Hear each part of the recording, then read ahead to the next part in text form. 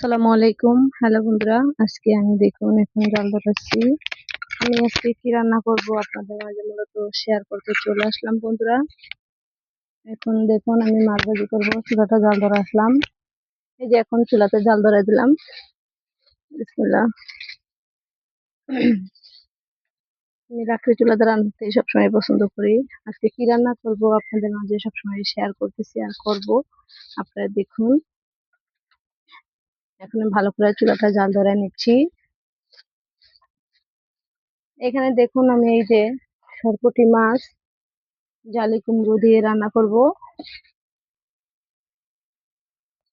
দেখেন চুলাটা একটু দমাচ্ছে, যাই হোক ধরাতে সময় একটু চুলাটা দমাবেই, কিছুক্ষণ পর দেখবেন ঝালটা ইচ্ছা মতো ধরবে, নিবে না আর। একটু জালটা একটু মিলামিলা হচ্ছে, সমস্যা নেই, বেশ ভালো করে ধরাচ্ছি আমি। এই যে এখন চুলাটা ধরে গেছে, মাশাআল্লাহ দেখছেন আপনারা, অনেক অনেক লাকড়ি চুলা ধরে ফেলেছে। এখন আমি একটা মোটা লাকড়ি দিয়ে দিলাম, এটা ধরতে হবে, না হলে বা এটা মিলামিলা হবে, এটা লাকড়ি না দিলে হবে না। দেখুন আপনারা, এখন চুলাটা খুবই সুন্দর করে জাল ধরছে। কিছুক্ষণ পর এটা আমি তেল করে, এটা গরম হলে তেল দেব। পরে দেখুন দেখুন এখানে সরপুঁটি মাছ আছে, এই সরপুঁটি মাছগুলা ভাজি করব।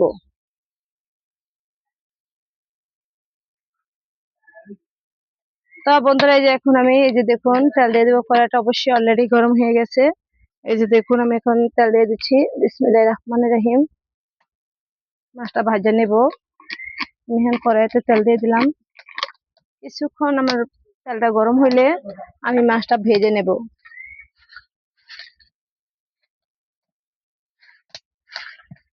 আমাদের কড়াইটা গরম হোক, তেলটি ভালো করে গরম হোক।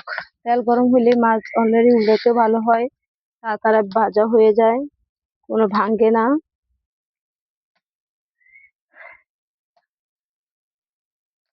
মাছটা ভেজে নিচ্ছি ভালো করে। মাছটা ভাজা করা কড়া ভাজা হলে মাছটা তরকারিটা খেতেও ভালো লাগে। আমার মতো লাকড়ি চুলায় কারা কারা রান্না করতে পছন্দ করেন, এটা আপনারা অবশ্যই জানাবেন। আমি পাতা দিয়ে লাকড়ি দিয়ে রান্না করতে সবসময় ভালোবাসি। আমি মাটির মানুষ, আমি গ্রামের মেয়ে। আমি গায়ে বড় হয়েছি, আর গায়ে আমার জন্মভূমি, আর গ্রামে আমার বসবাস। সবকিছুই আমি গ্রামে খেয়ে থেকে মাটি চুলা করে সবকিছুতে আমার অভ্যস্ত হয়ে গেছে। বাট সেজন্য আমার আমার মতন হ্যাপি, আমার মতন সুখী পৃথিবীতে কেউ আছে কিনা তাও আমি জানি না।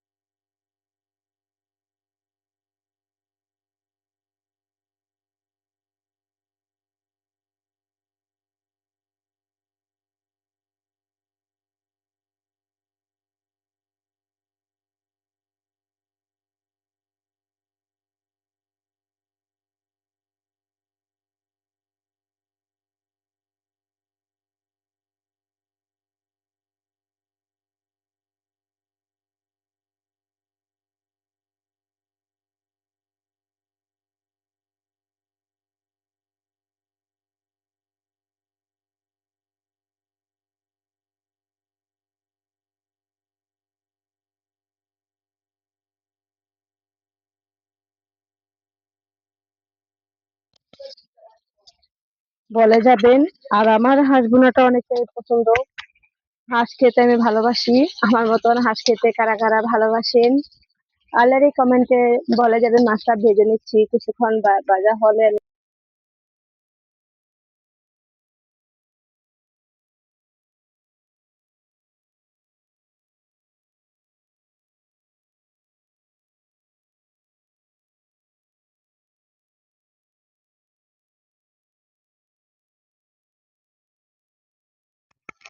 মাছটা সুন্দরী দেখুন বাজবে এখন, চুলাটা অনেক সুন্দর করে জাল হচ্ছে, মাছটা উঠে নেব।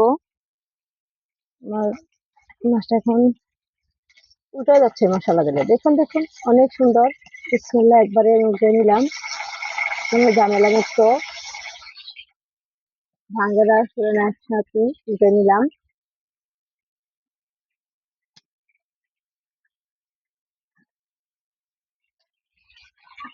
বিশেষ করা যদি চুলা গরম থাকে, কড়াইয়ে গরম থাকে, মাছ কখনো ভাঙবে না।